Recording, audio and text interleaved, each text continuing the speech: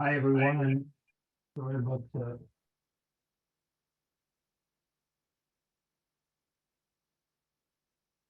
this is the Canadian Foreign Policy Hour.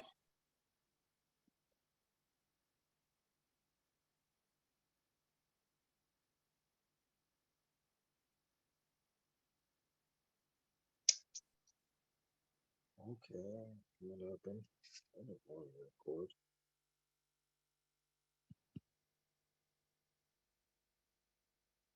Sorry about that, everyone. Hi, this is the Canadian Foreign Policy Hour.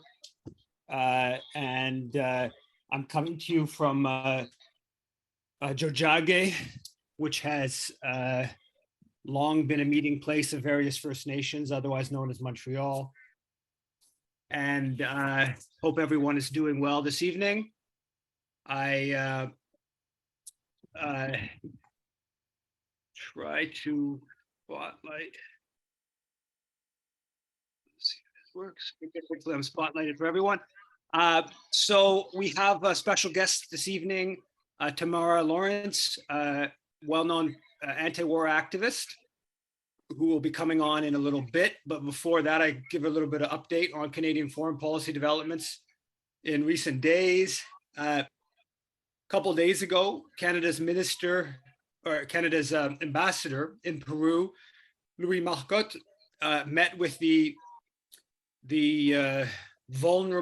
women and vulnerable populations minister in the new Peruvian government. And by my count, this was the fourth meeting the ambassadors had with ministers in the coup government. One with the president, Boluarte, foreign minister, the mining minister, and the women vulnerable population minister. That's completely abnormal for a Canadian ambassador to meet with four ministers or presidents in about a 6-week period.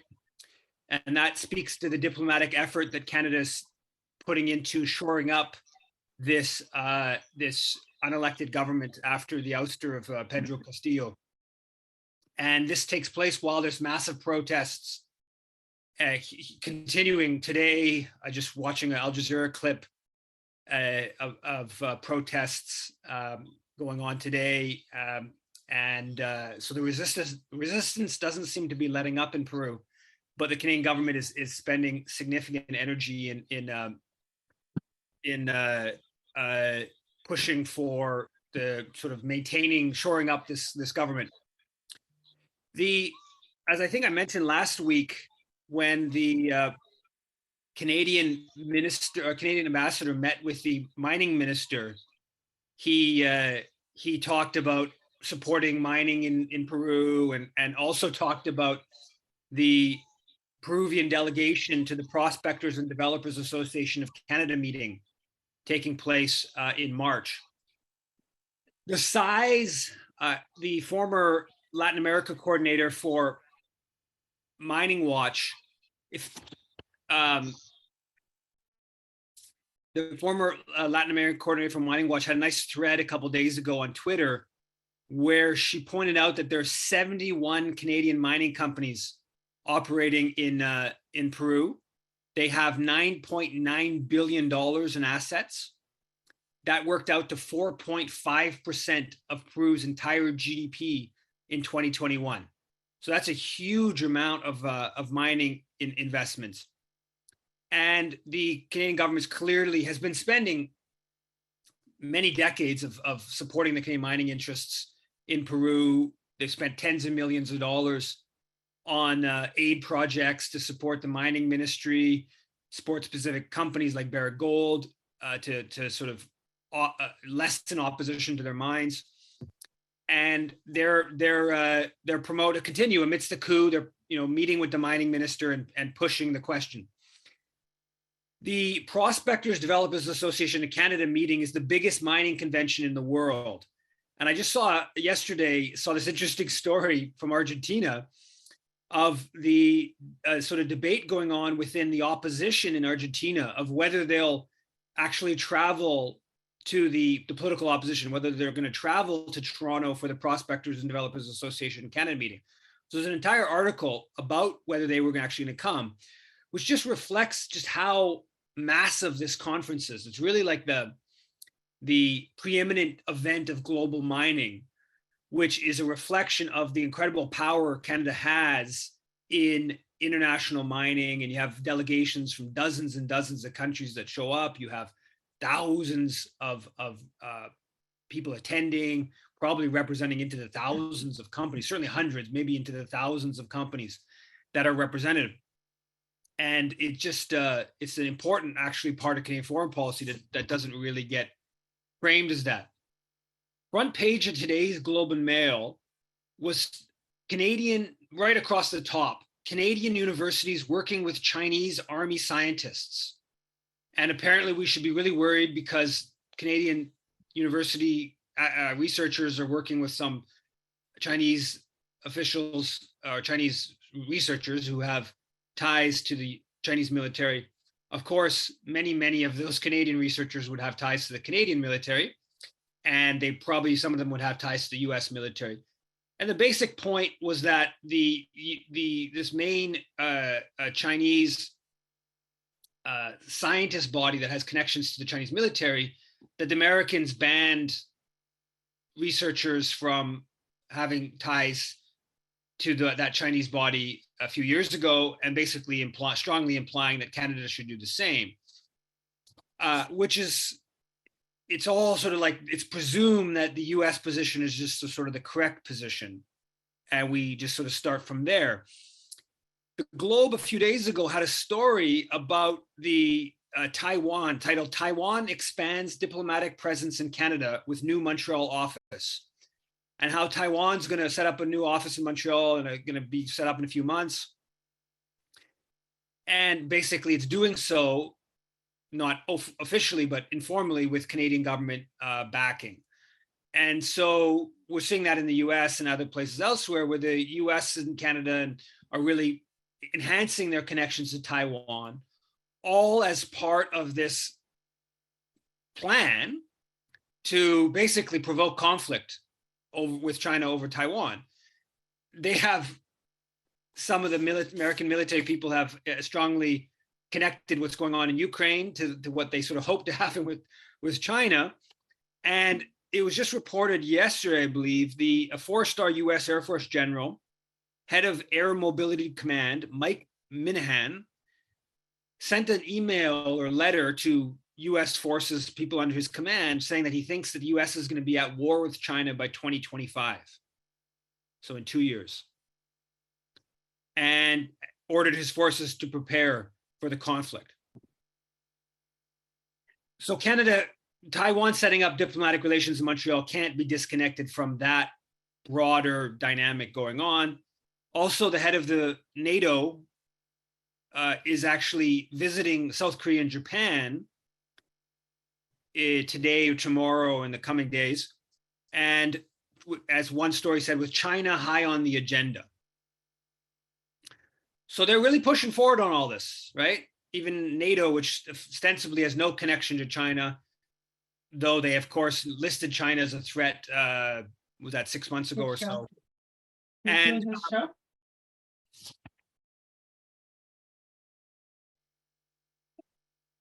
Yeah.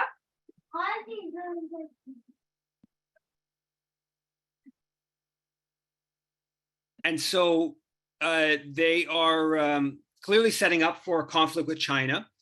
And the NDP, I hadn't noticed this, but back when Canada released its Indo-Pacific strategy in the end of November, the NDP, I just saw this, put out a statement titled, Indo-Pacific strategy is a step forward. New Democrats will hold government accountable. So what they mean is basically that not that they're going to hold them accountable to try to like lessen tension and avoid a war with China over Taiwan or just in general with China. But in fact, they mean broad the escalatory dynamic with China. And in this NDP statement on supporting the Indo-Pacific strategy, they say Canada can take steps to counterbalance China's disruptive power. That's the NDP saying that. So China's power is disruptive. US power in East Asia, of course, is non-disruptive. It's just the accepted power. We just accept that the US dominates the region militarily and I guess increasingly less so economically recently, but dominates the region militarily. So we're seeing, again, the Canadian political establishment very much on board for this heightening tensions with China. And unfortunately, it's going to be a theme that's going to come up regularly in coming sessions. So there's been, of course, a whole bunch of killing in occupied West Bank, in settlements, illegal Israeli settlement. And the Israelis went into Jenin, killed 9 Palestinians, and the next day, a Palestinian whose grandfather, I think his grandfather killed by Israeli settler, I think a few years back. He killed 7 Israelis in a illegal settlement in East Jerusalem. And Melanie Joly, our foreign minister, put out a statement saying, on International Holocaust Remembrance Day, our thoughts are with the victims of the horrific terrorist attack on a synagogue in Neve Yaakov. We mourn the loss of life and send our deepest condolences to the families afflicted. We strongly condemn this act of violence. Canada is gravely concerned by the alarming rise of tensions in Israel, the West Bank, and Gaza. We strongly condemn violence impacting innocent Israeli and Palestinian civilians, including recent events in Jenin. We call for a de-escalation of tensions. Human rights must be respected. So they, of course, weave in International Holocaust Remembrance Day when it was clearly a direct response to the attack the day before. And there's nothing about how it's a illegal settlement in East Jerusalem. And in fact, it wasn't actually in a synagogue. It was outside, it was a public area outside, is my understanding. But this was too much. There was a whole bunch of right-wing people like Terry Glavin, Sija, Melissa Latzman, the conservative deputy leader, who all criticized this, one of the Canadian government statements, which was I think the latter part of Melanie Joly's statement, or more or less the latter part, the official Canadian Global Affairs Canada tweet. They all criticized it as being like moral equivalency. And how dare you have moral equivalency between the Israel killing the Palestinian terrorists versus the killing of Israelis. And of course, there is no moral equivalence. The killing of those who are who've been subjugated for more than 50-year illegal occupation that came after the broader dispossession of Palestinians in 1947-48. There is no equivalence between the violence of those being occupied and the violence of the occupier. But yet, in our media sphere, in our political sphere, there's an outrage about the equivalence the other way, when it really should be, the outrage should be in the other direction. And when I pointed that out to the Center for Israel and Jewish Affairs on Twitter, in response to their tweet on the matter.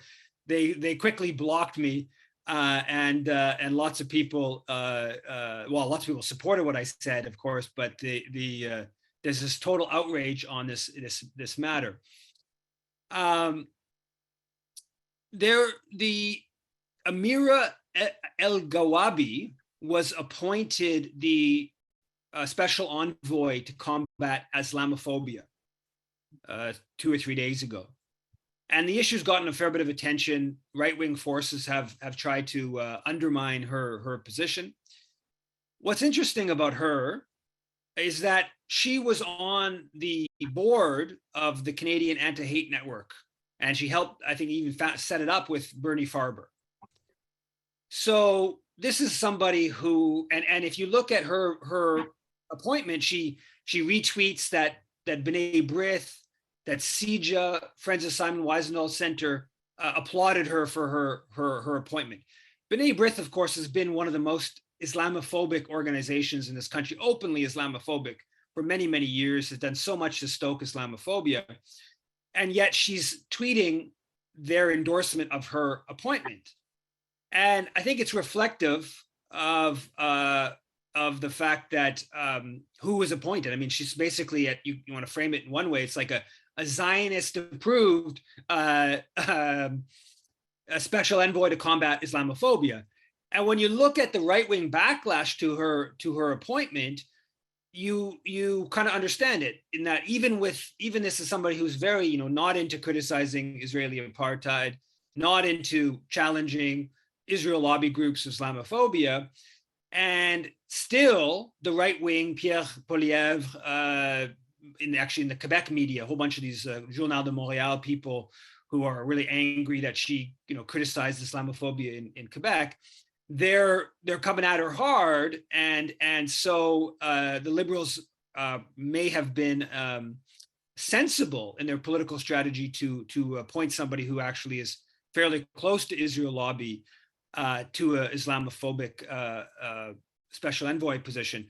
Nevertheless, we should be clear about sort of the political dynamics of somebody who's close to the Farber, who is a vicious anti-Palestinian, who himself has a long history of quite openly promoting Islamophobia, which he sort of apologized for. Not his anti-Palestinian stuff; he hasn't really apologized for that, and he continues that to a large extent.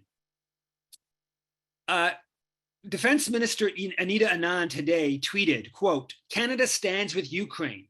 In the past few weeks, I've announced that we will provide Ukraine with a NASAM air defense system, 200 armored personnel carriers, Leopard 2 main battle tanks."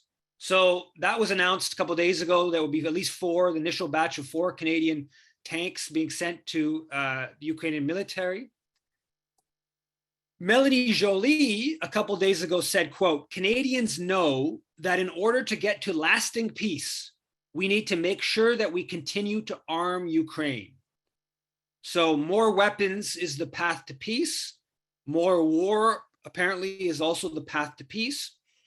The New York Times reported a couple of days ago on a $391 million contract from the US, I think from the Pentagon, US dollars, to IMT Defense, which is a Ontario-based company that produces the bodies for the shells for the artillery that they're just using up like insane amounts on both sides, and that the Americans are like shipping the weapons they have stored in Israel to Ukraine, and so just to get a sense of like, that's a pretty big contract, $400 million contract to a Canadian company to produce the bodies of the shells is a lot of money, and it speaks to just how this is just more and more ramping up.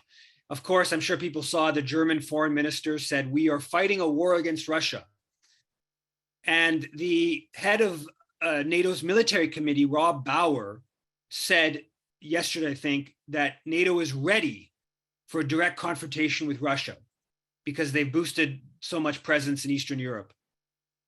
So we are really moving towards further and further escalation. Now, right after the tanks, we have an announcement that that they want to send F-16s to to uh, um, to Ukraine, and so we are wrapping this up, and I'm gonna.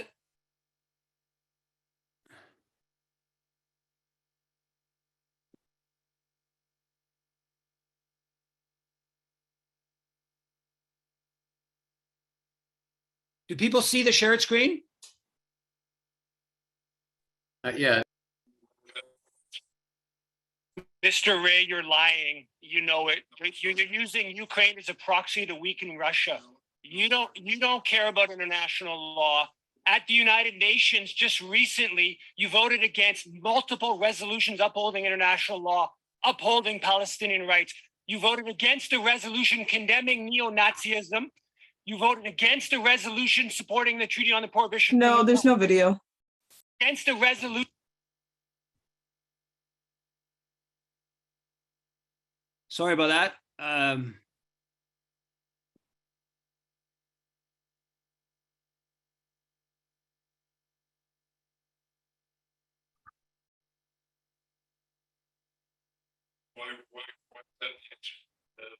Mr. Ray, you're lying. You know it. You're using Ukraine as a proxy to weaken Russia. You don't care about international law. At the United Nations, just recently, you voted against multiple resolutions upholding international law, upholding Palestinian rights. You voted against a resolution condemning neo-Nazism. You voted against a resolution supporting the Treaty on the Prohibition of Nuclear Weapons. You voted against a resolution calling for a more just economic global order. On Haiti, Mr. Ray, you're propping up an unelected, unpopular, unconstitutional leader that was appointed by the Canadian and US-led core group. Mr. Ray, you supported the overthrow of Haiti's elected government in 2004. Is that true? Mr. Ray, is that true? Did you support the overthrow of Aristide's government in 2004? Did you support the overthrow of elected government in Haiti in 2004? Yes, you did. You're on the public record doing it. At least have some honesty. Supporting ousting Aristide. Yes, you are on the public record. Right? Your support of what's the justification for Ariel Henry? What's his legitimacy? Mr. Ray? Why is it up to you to decide what happens in Haiti? Canada ousted the government in 2004. We appointed the PHTK in 2010, Michel Martelly. Did we do that? Is that recent history? Are we sending weapons? Are we sending weapons to support a police propping up an unconstitutional, unelected leader? Is that happening right now? Excuse me, sir. No, it's all about the horrors of Russia, right? Yeah, what Russia's doing is horrible. What Canadian imperialism is doing is more horrible. That's the reality. Canadian imperialism. You supported the war in Afghanistan, in Libya. You supported all those wars, right? You support the U.S. empire, wherever U.S. empire does, whatever the U.S. empire wants to do. Shame on you. Free Palestine. And I will.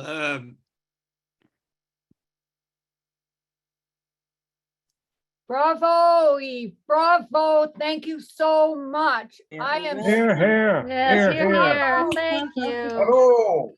glad. You Good deserve stuff, a Eve. clap. Truth to power.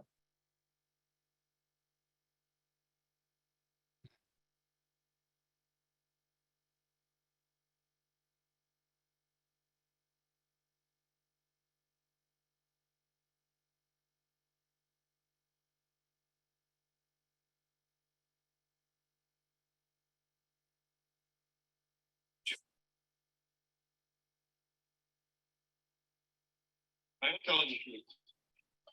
I am telling the truth about the war in Ukraine. Yeah.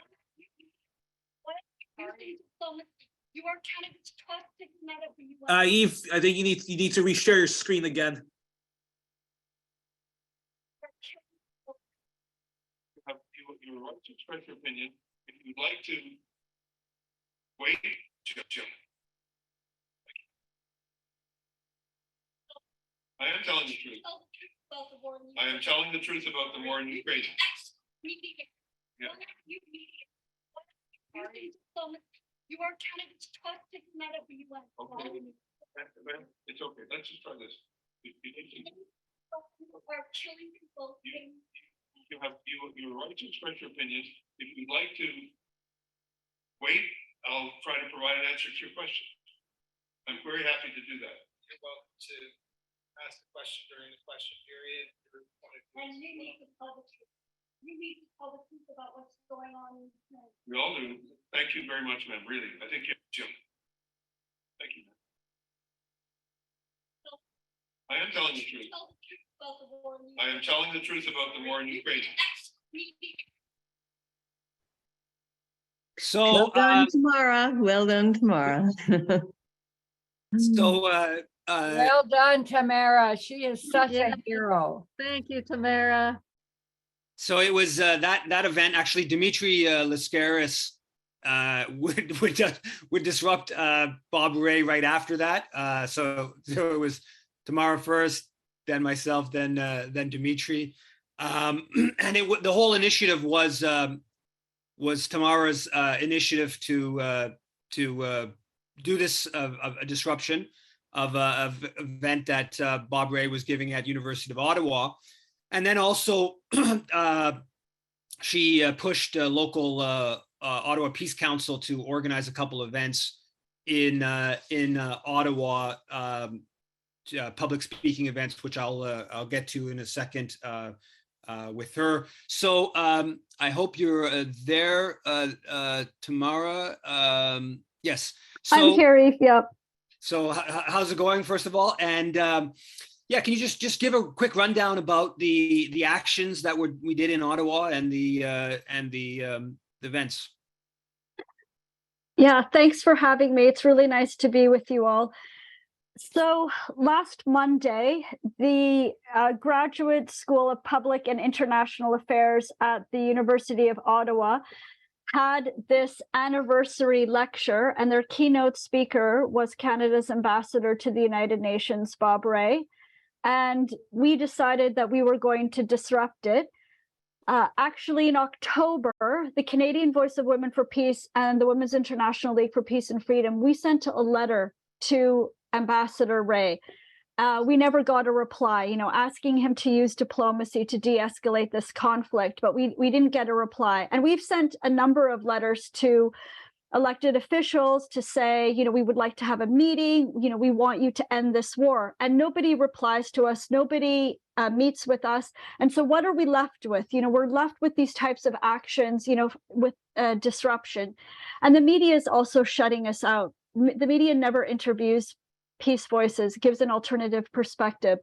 And so this disruption, I felt, was really very important because Bob Ray, the title of his talk was Walking the Talk, the Pragmatic Pursuit of Principle.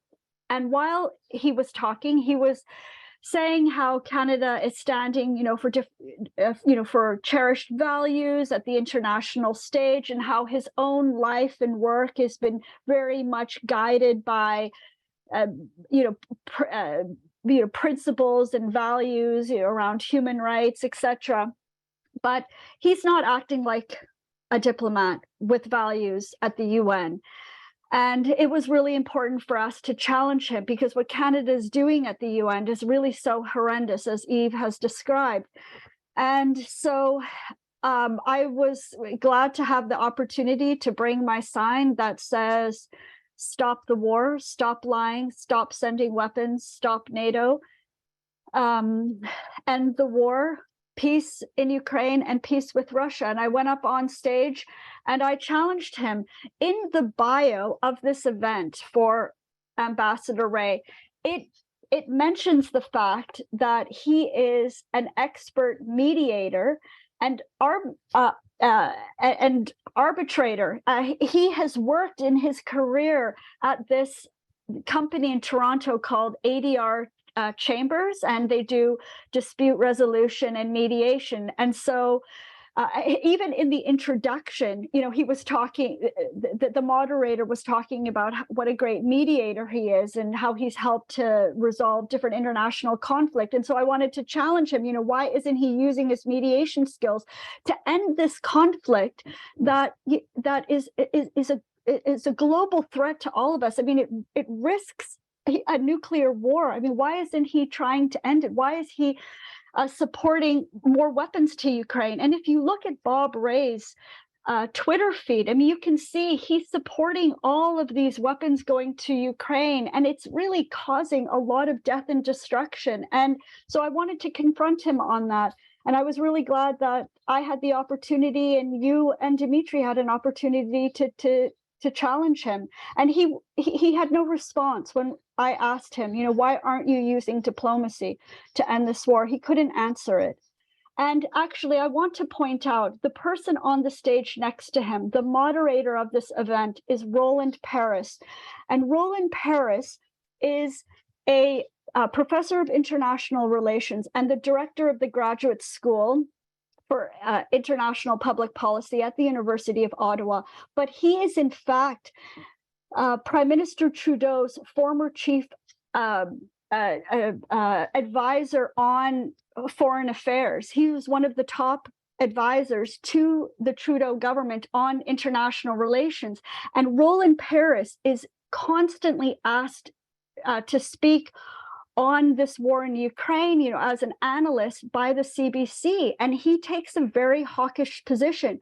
So I also wanted to challenge him about, the positions that he takes, because as well, another wrinkle to this is that Roland Paris he's the director of this school, and in this school is Dr. Ivan Kachanovsky. And Dr. Ivan Kachanovsky is a Ukrainian-Canadian political scientist who has done that expert research into the coup and the Maidan protests in Ukraine in 2013 and in 2014, and showed that neo-Nazis were involved in the coup, and that Canada and the United States were helping to orchestrate this, and that really this coup and these neo-Nazi elements from 2014 have led us to this current war in Ukraine. And Roland Paris is just ignoring entirely the work of his own faculty members, like Dr. Ivan Kachanovsky and like Dr. Paul Robinson, who is an expert in Soviet and Russian history and military affairs. And he has put the blame on NATO for this war. So this is why it was so important for us to challenge Ambassador Ray and to challenge Director Paris as well. Yeah, just to say that Bob Ray, a couple of days ago, he tweeted out a photo of an event which had like 20 people, like Medea Benjamin, Swanson from World Beyond War, Max Blumenthal, and he referred to it as the useful idiots, because it was titled Rage Against the War Machine.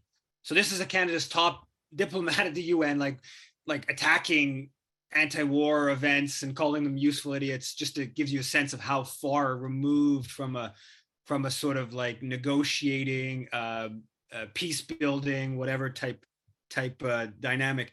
The other thing I want to just touch on before getting to the bigger picture of the escalation is that so you mostly led with Larry from the Ottawa Peace Council, set up an event on the Monday night, and then the second event on the Tuesday night, and at the University of Carleton.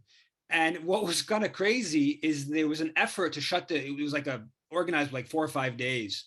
And the OPIRG at University of Carleton set up the event or booked the room for the Ottawa Peace Council.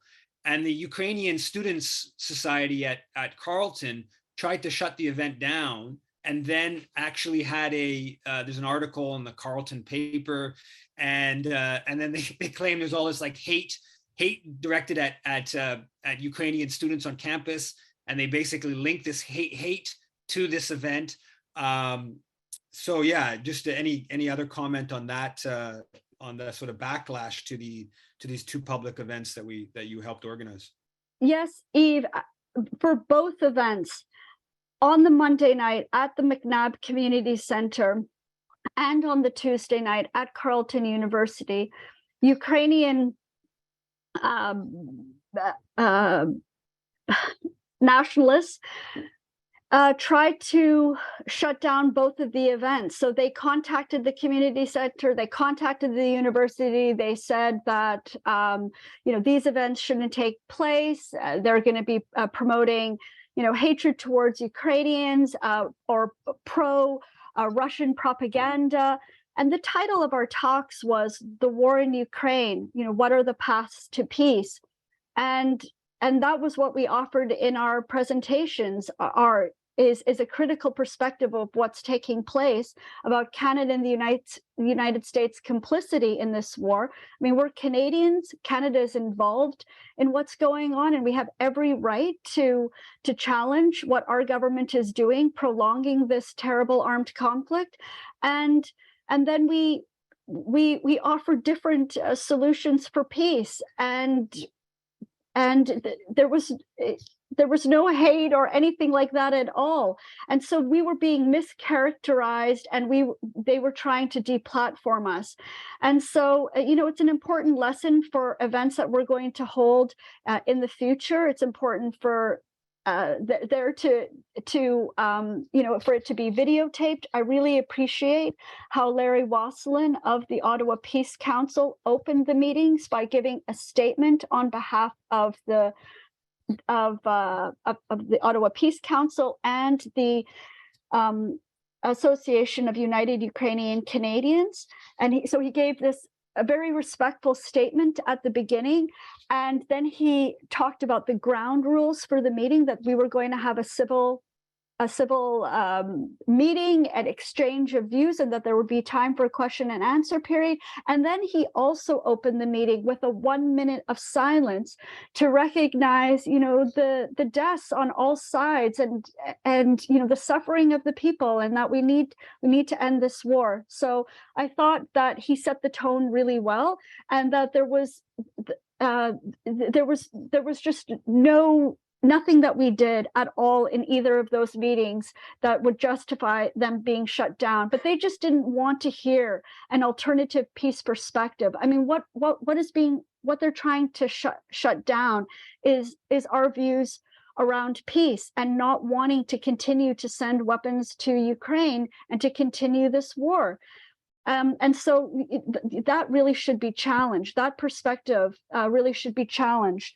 And Eve, if I can add one other important thing about this tank announcement that our defense minister made a couple of days ago, right after Defense Minister Anand made the announcement that Canada was going to be sending 4 Leopard 2 tanks to Ukraine, CBC Power and Politics had the Conservative Deputy Defense Critic Shelby Cramp-Newman and the NDP Defense Critic Lindsay Matheson on to discuss it.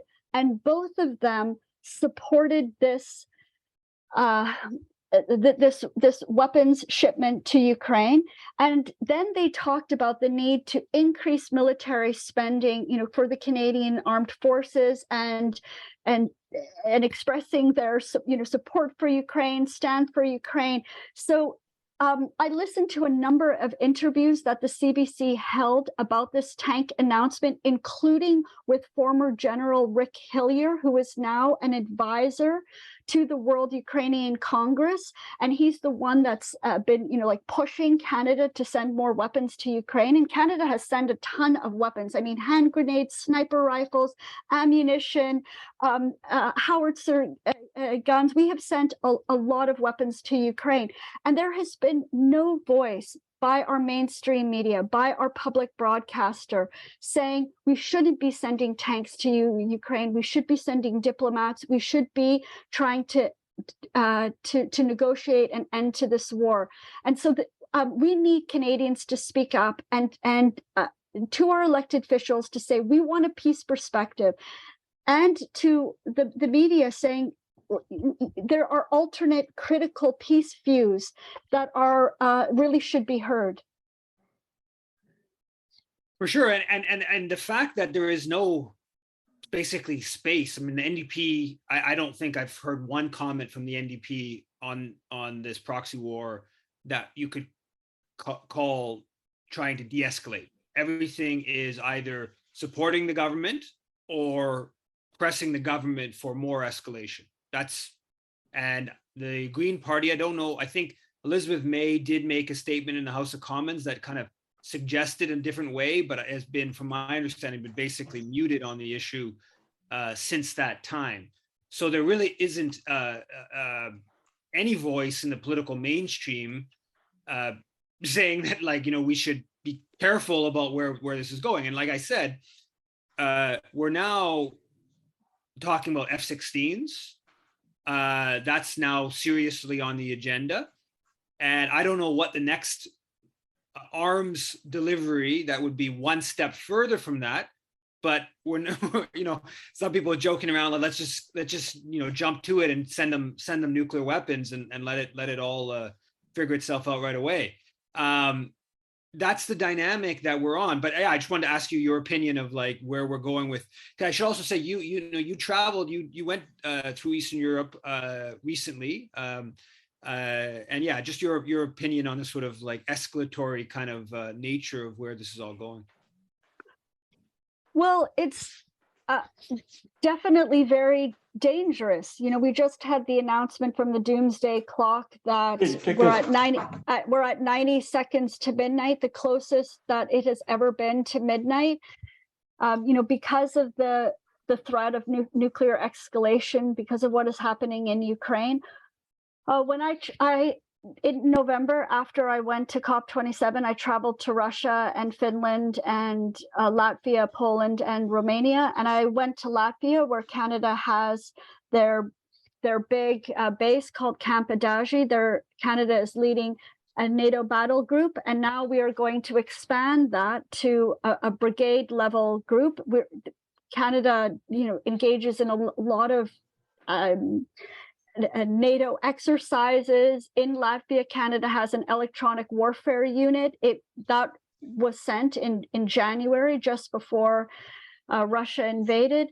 And there is greater militarization in Eastern Europe, throughout the Baltics and throughout Eastern Europe, in Poland and Romania, Bulgaria, etc. And now, and it's this militarism is just, it's getting worse, and this is one of the reasons why Russia responded the way that it has. Russia a number of times had said, we don't want NATO forces right on our border. That's very provocative, and we didn't listen. We just kept moving more and more. Fighter jets, soldiers, battle groups, tanks. It's unbelievable. I think to myself, imagine if we had instead invested in peace building measures, and how different the region would be. If we were investing in things like language and art and culture and education. When I was in Eastern Europe, I could see how they were trying to shut down the Russian language. They were taking down Russian monuments. They, in many different ways, in the galleries, for instance, in the museums in Latvia and Poland and Romania, they project Russia and that Soviet history really negatively.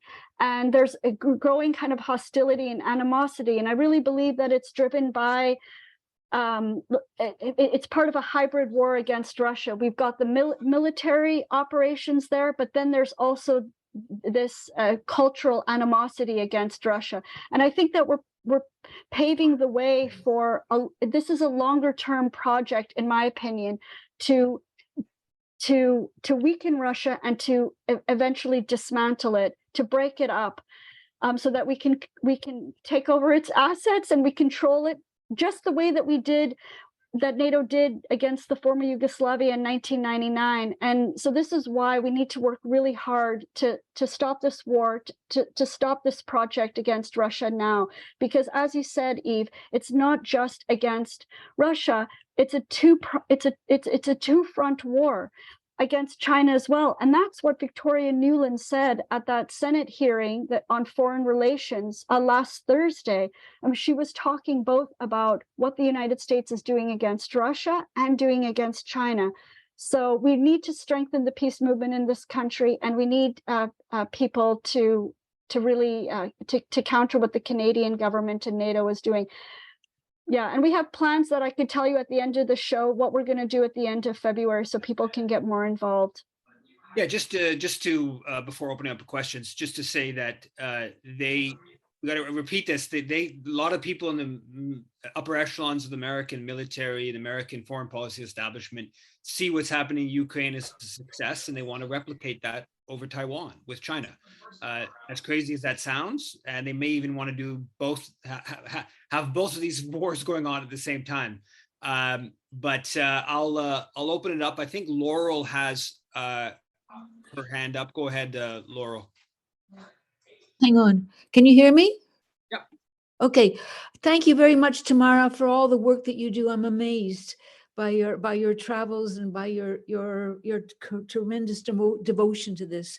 I want to just say something about how things must look to the Ukrainians, because they've managed to get us to, they didn't have to try very hard to get us to enjoin this proxy war against Russia. We were only too ready to do it.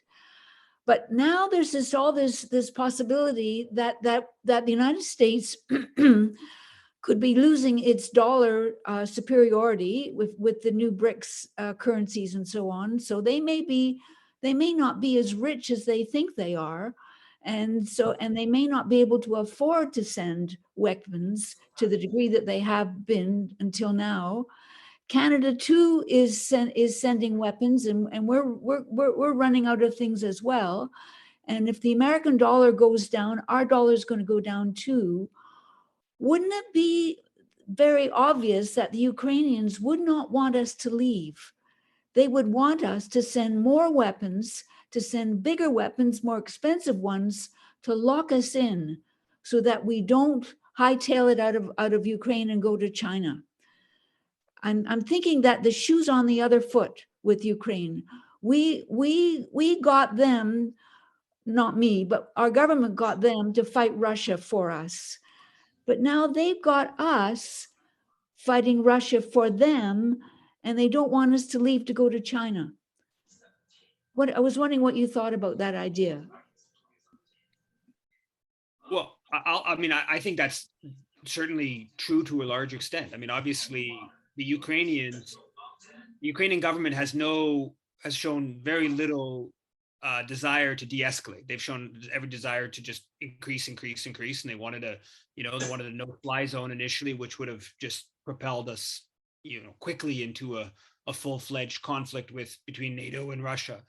So yeah, I think there's a certain degree of truth to that. The question becomes where the power relations lie in that relationship, and to my mind, the power relations ultimately lie in the U.S. empire, in NATO, and when U.S. and NATO decide that this is no longer serving their geopolitical interests, they will end it. Now, it's not so easy because there is media dynamics, and Zelensky's become sort of a god to a lot of the media and stuff like that. But I think that there's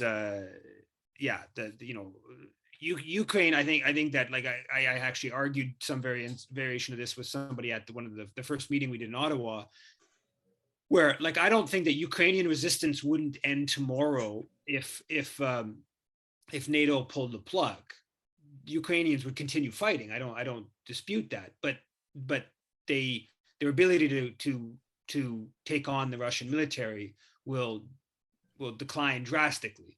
So if Ukrainians know that that that the NATO is putting pressure for a peace agreement, that they will pursue that peace agreement. And in fact, it's kind of, it has been the other way around, where early on Zelensky was interested in there were negotiations, and Zelensky looked like he was interested in the negotiations and some sort of peace agreement.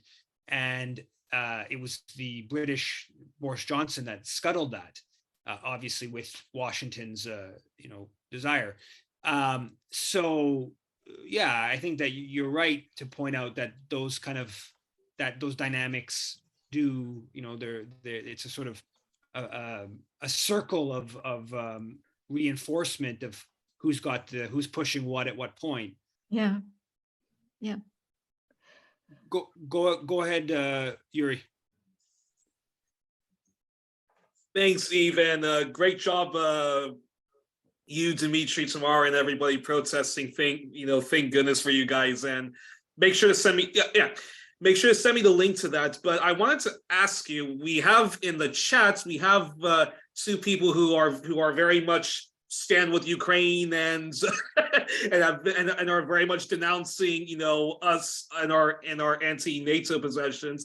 So that's a very great segue to this question, which is, I wanted both of your responses to the Ukrainian Solidarity Network. Ajamu Baraka at Black Agenda Reports and the Black Alliance for Peace was speaking out against some of these supposed leftists who think that we should be arming Ukraine and stuff like that. That this is an inter-imperialist war, and yeah, curious both of your responses to that and any other comments.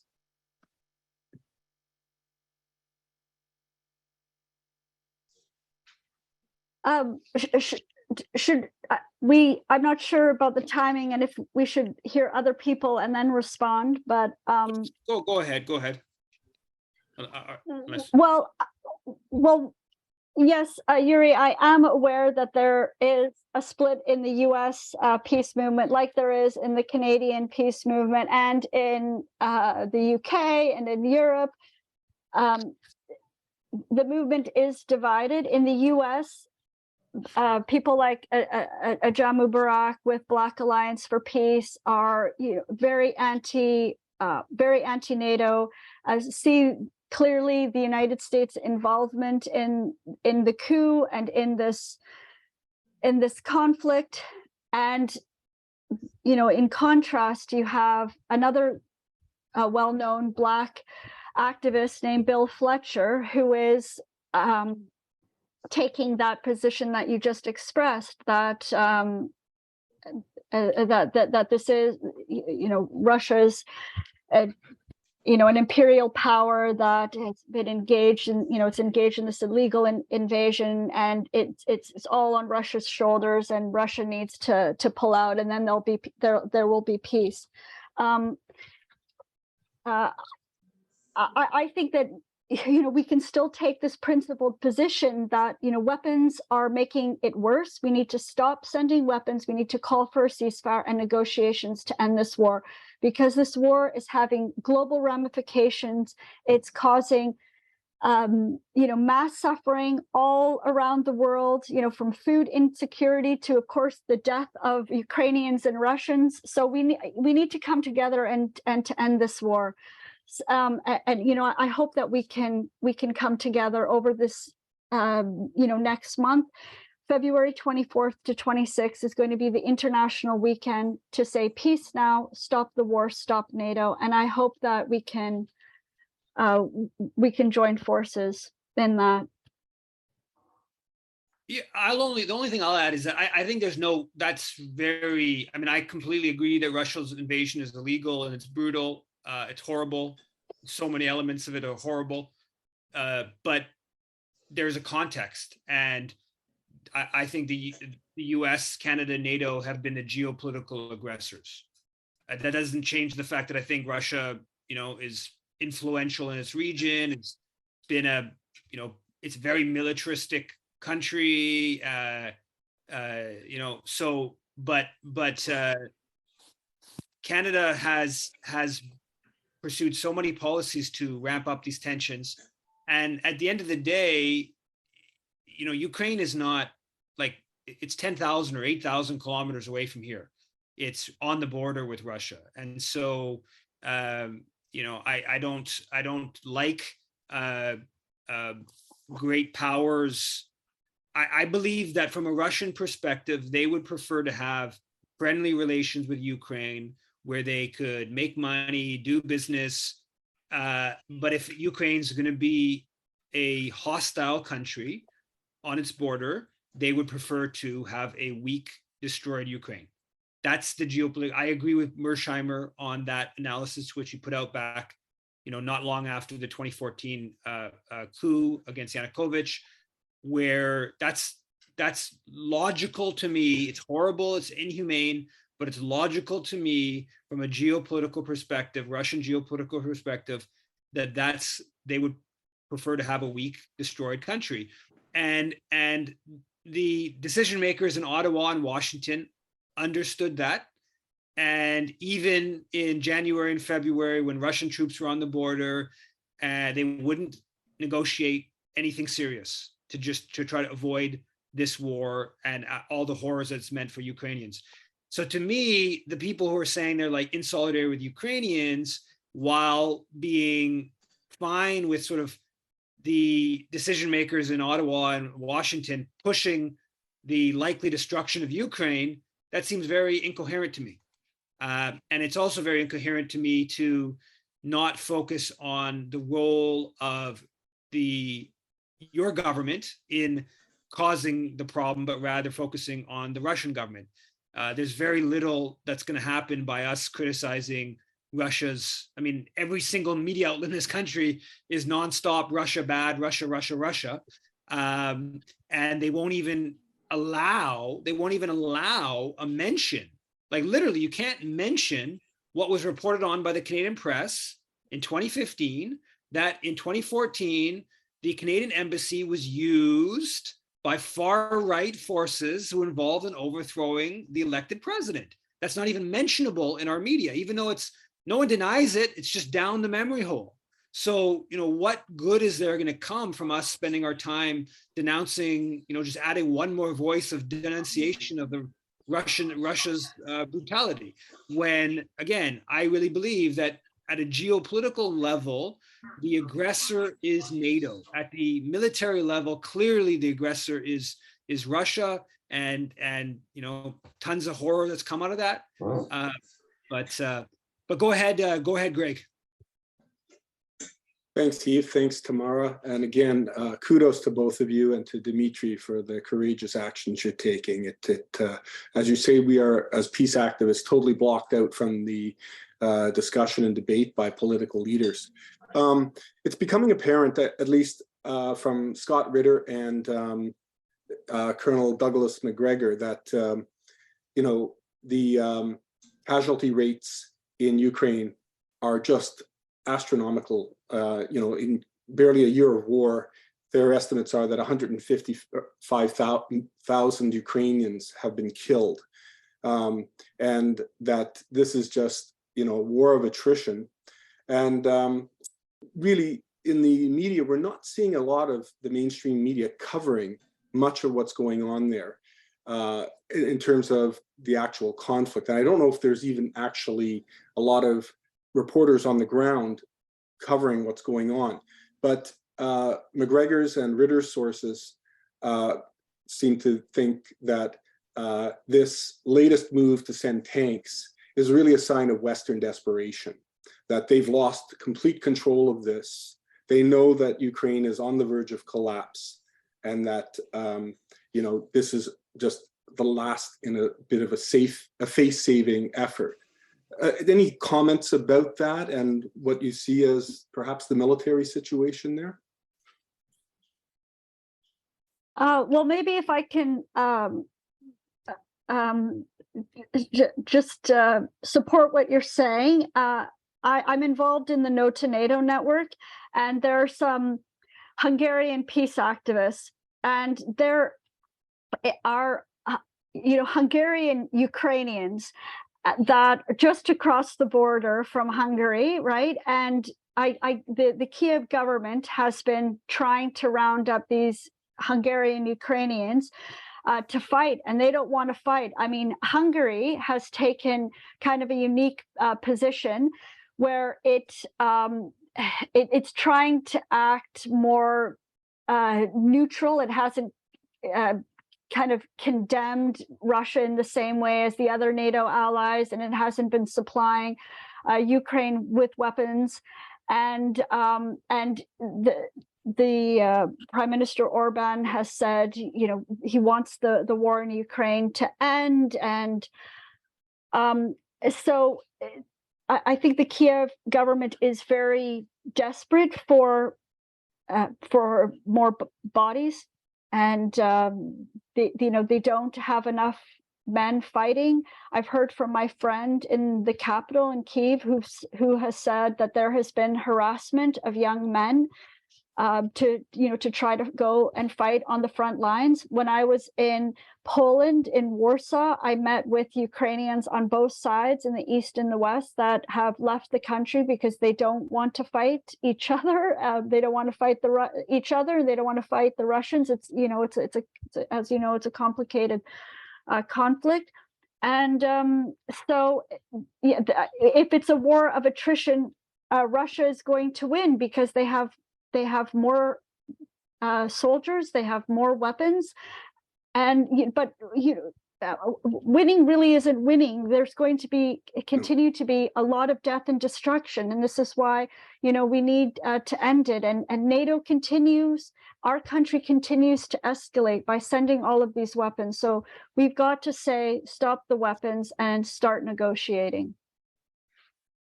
Go ahead, Philip.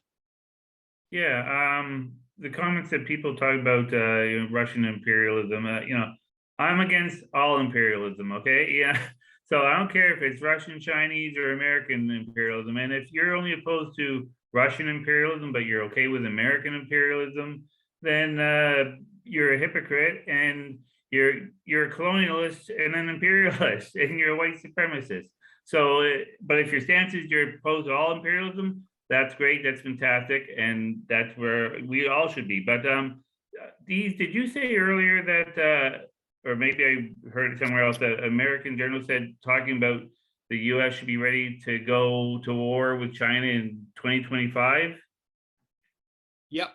But all these people are saying this Ukraine war, Russia-Ukraine war, can go on for several years. So the hubris that we in the West think we can, through proxy war, we can do a proxy war against the Russians in Ukraine and take on China, is just insanity. I hope it doesn't happen at all, but just the hubris of these people that they think we can go from this proxy war, which from my perspective, it looked like Russia is winning, then we can then go take on China. It's, I guess, the only good that might come out of it, it'll be the end of NATO and American hegemony, but then what? Yeah, I mean, I think I agree that it seems all kind of crazy. I'm not as convinced about the winning and losing element. I don't think Russia's winning. I don't think Russia's doing particularly well militarily. I think that they probably will ultimately prevail if it just keeps going, because it's 4 times the size of Ukraine and stuff like that. But I think that what the Americans are doing with China is, Japan doubling its military spending, the deepening of alliances with Australia, trying to get the Philippines more on board. So, the US is Canada, of course. The US is arming Taiwan. I don't know enough to be totally confident about the sort of military power, but Japan is a pretty economically powerful country. Obviously, China is a much bigger country numerically, but this is to me, it's not implausible that they could win militarily with China. The US still has a far more powerful military than the Chinese military. So you would presume that eventually China would win in a fight with Taiwan, but I don't know that's the case for certain. But the main thing is we want to do everything we can to avoid ever getting anywhere close to that dynamic. Is the rest of Asia going to be happy with a remilitarized Japan? Yeah, well, they even have trouble with South Korea, which is obviously a very important U.S. ally. South Korea is very ambivalent towards Japanese remilitarization because the Japanese, of course, occupied Korea, and that wasn't a very pleasant affair for the Koreans. But go ahead, Hans. Okay, this is my ghost speaking. Somehow I have a superimposed image. Eve, you pointed out this Ivan Kachanovsky to me earlier in the week. He wrote a book entitled Cleft Nations, as in cleft lip, describing Ukraine as such. And I immediately echoed back, now, isn't Canada also a cleft nation? And what does it mean to call for the right to self-determination of a cleft nation?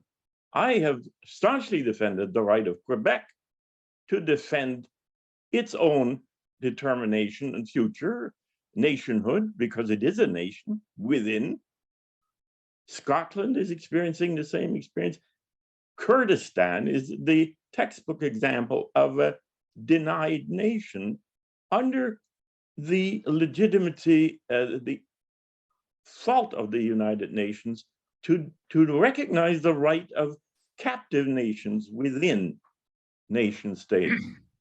So I would plumb, Eve, if you can get Ivan Kachanovsky, hard name to pronounce, to explain to us what he means by the word cleft nation Ukraine, and thereby undercut the simplistic arguments of some of our friends south of the border to say a right of self-determination of Ukraine is paramount, when indeed it has a much divided history, half of it being under the Austro-Hungarian Empire and the east half belonging mainly to Russia.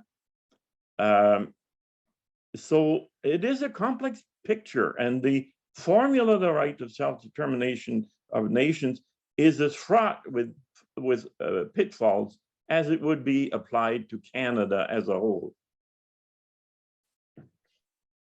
Yeah, I'll invite him back on. He was on earlier 3-4 months ago, so I'll try to get him back on in the future.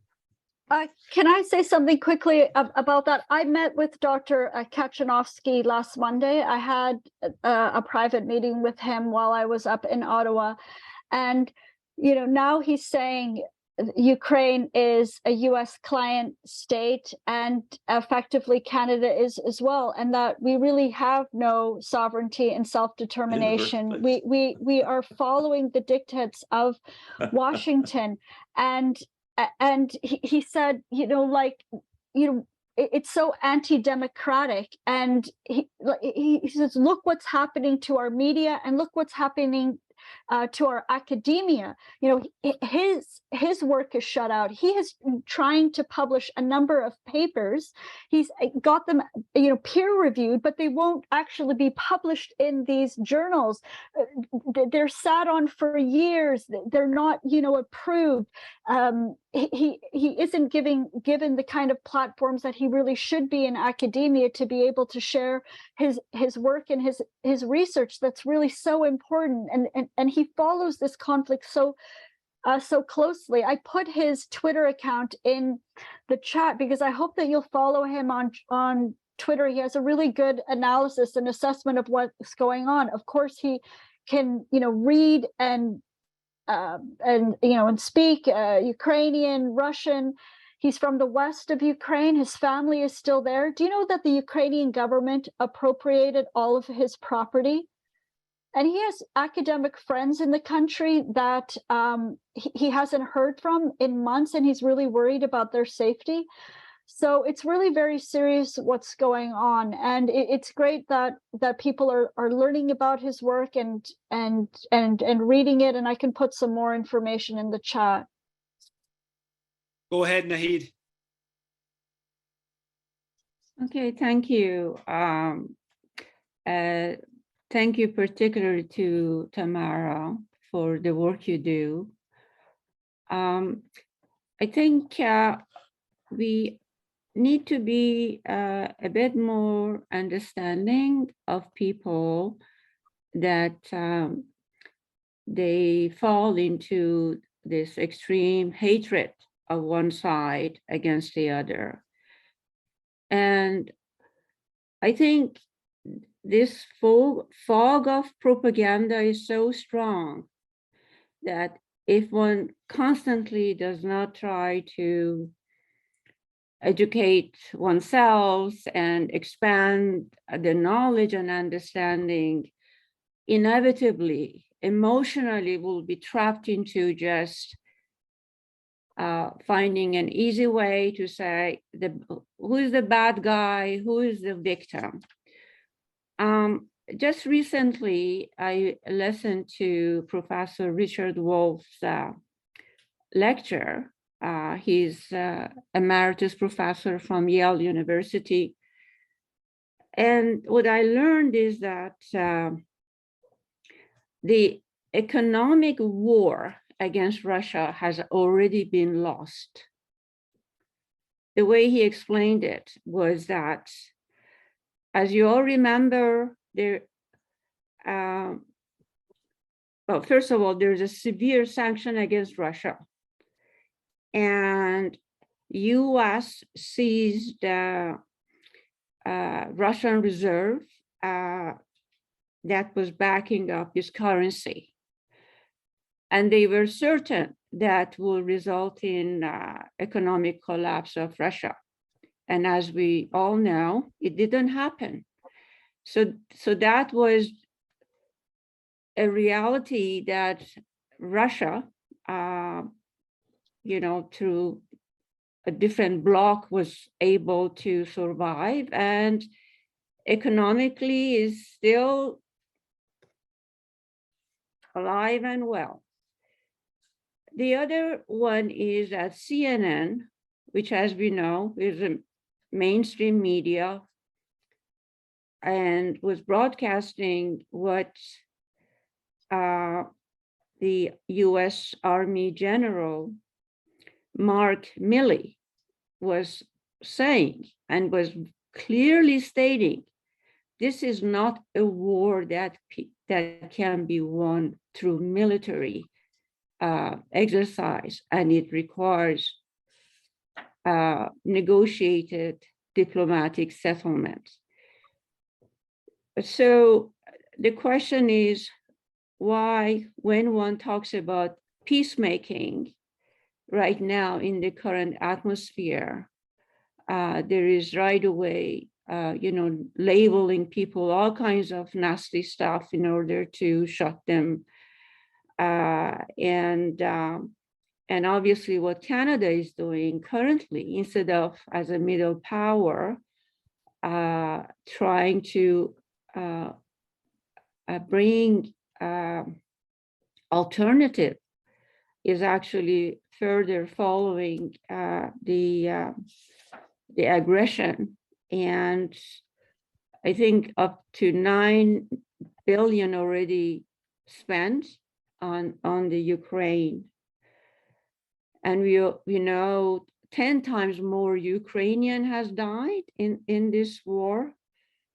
And Ukraine is sending children of 15 years old to the front. And these are the realities of the situation. So when somebody talks about peace, is only realizing any further continuation is more death and destruction, is not a disrespect for Ukrainian or even Russian people. So I think there are some comments in the chat that are a bit disturbing, and I hope people will reflect on that. Thank you. I'll just before, unless Tamara has something to say, just to say, I think there is some very interesting things. Clearly, the economic effort against Russia, which was more maximalist than Russia expected, the seizing of Russian assets, $300 billion around the world, was an incredibly aggressive move. And yet still the Russian economy has actually done kind of remarkably well. The flip side, the energy question in the warm winter in Western Europe has meant that the energy question hasn't been as effective for Russia.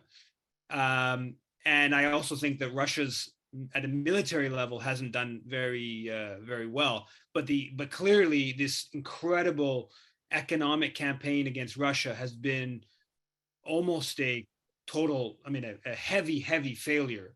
And it's just interesting to see how some of those dynamics just kind of played out, where the expectations weren't even close to what's actually transpired. But unless Tamara has anything more, go ahead, Colin. Yes, very quickly. I'm sorry, I came to the conversation late, so shut me down if I'm just repeating stuff that's already been said. Three things. Number one, there was in Prensa Latina the other day, there was a statement from the Russian ambassador in Havana, and he described the decision on the tanks and the Bradley fighting vehicles. He said what this amounts to is putting a dirty bomb into the game.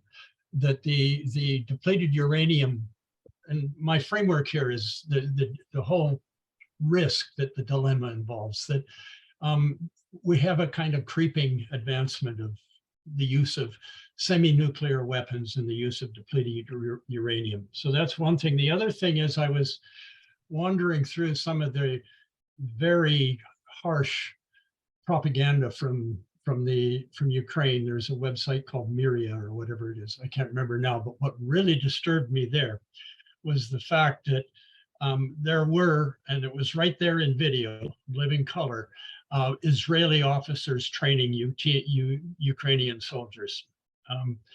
And this is done in the context of, and this is, if you want to respond, something that I'm not quite sure what's going on, but we've had a lot of bombings going on in drone attacks in Iran.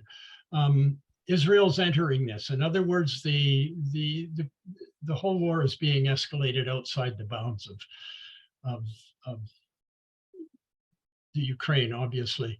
So if there's any information on that, it'd be appreciated. And the third thing is, on the what can we do? I think Medea Benjamin's and Nichols' statement on what the US can do in the current context is really important. And it amounts to what we've always said in so many ways: negotiate, ceasefire, negotiate, and so on.